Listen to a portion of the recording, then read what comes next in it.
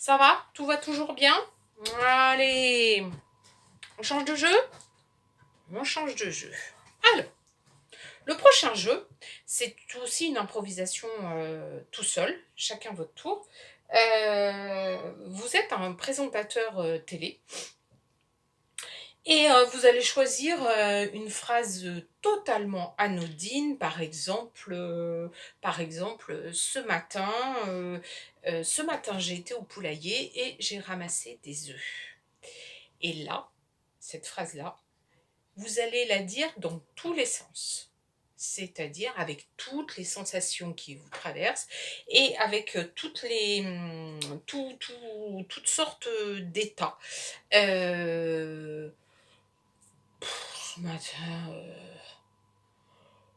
j'étais au poulailler et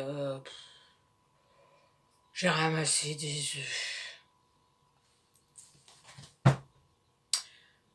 Ce matin, j'ai été au poulailler, j'ai ramassé des œufs. Là, c'est toutes les façons. Donc là, je vous l'ai dit, fatigué, fâché. Vous pouvez le dire aussi, alors mettez des nuances. Il y a le très très très très très fâché et le un tout petit peu fâché, c'est pas pareil. Le à peine contrarié avec le très très très très contrarié. Et puis on peut mettre aussi des états,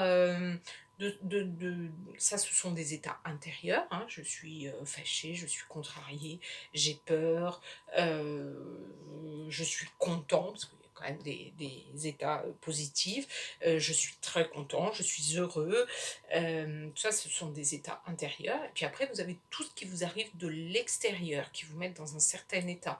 Par exemple le froid polaire. Ce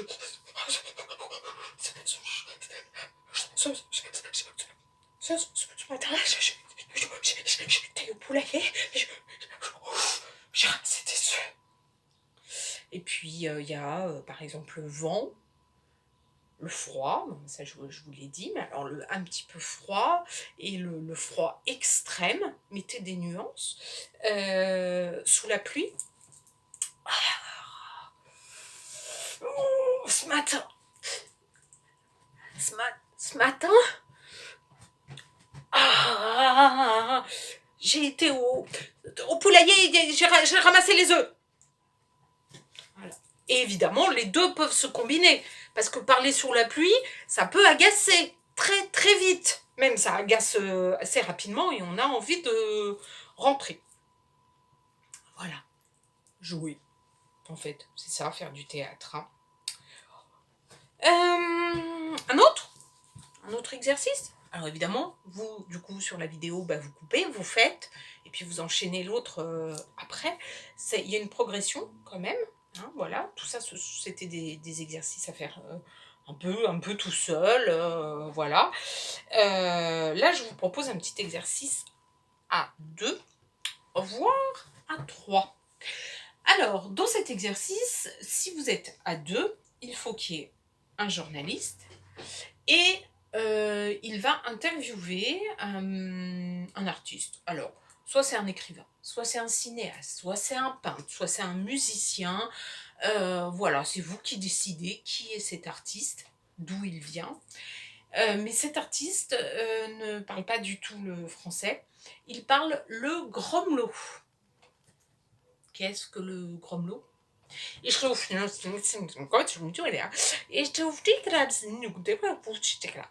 Voilà, c'est ça, le gromelot. Toutes les langues qu'on parlait, on a tous fait ça quand on était très petits. Voilà, vos enfants savent le faire, vous inquiétez pas. Ils vont vous apprendre très vite ce qu'est le gromelot. Mais donc, ce journaliste interviewe cet artiste, et forcément, il faut que le public qui vous regarde comprenne ce que dit l'artiste. Donc ça veut dire que le journaliste interviewe et fait la traduction et va poser ses questions en fonction de la réponse précédente ou des questions qu'il a évidemment préparées à l'avance. Voilà, et si vous êtes 3, donc il y a toujours l'artiste qui parle le gromelot, le journaliste qui interviewe et le traducteur. On imagine qu'à ce moment-là, le journaliste ne sait pas traduire. Voilà. Et donc, forcément, le traducteur, il peut jouer aussi avec les questions du journaliste. Il peut du coup les détourner, donner une réponse totalement différente, etc. Il va essayer quand même de faire une traduction qui correspond à l'intonation de celui qui grommelote et qui du coup va essayer de faire passer aussi des états dans sa réponse. Voilà, voilà, voilà, voilà. Alors, une scène à plusieurs. Alors, si vous êtes, si dans la famille vous êtes 3, 4 ou 5, eh ben, allez-y à 3, 4 ou 5. Alors, vous allez désigner l'un d'entre vous qui va donc être magicien. Ce magicien, il a plein de pouvoirs, mais notamment, il a la capacité, la compétence de transformer votre maison en autre chose. Ça peut devenir d'un seul coup un château hanté, un château où tout se passe bien, ça peut devenir une forêt, ça peut devenir une rue, ça peut devenir... Bref, c'est lui qui décide. Et non seulement il a la capacité à transformer un lieu, mais en plus, il a la capacité à transformer tous les habitants, là, tous ceux qui participent à l'atelier, il a la capacité de vous transformer en animaux, en objets, en autres personnages, s'il a besoin d'un roi, d'une reine, d'un sot, d'un chien, d'un chat, d'un cheval, ou d'une licorne, eh bien c'est lui qui décide. Ok ? Une fois qu'il a fait toutes ces transformations, vous avez 3 minutes, pas plus, hein, parce que sinon après on va trop loin, 3 minutes pour vous concerter et vous mettre d'accord sur une petite scène avec ce lieu, avec ses personnages, avec ses objets, avec ses animaux s'il y en a. Voilà, et dans cette scène, une histoire.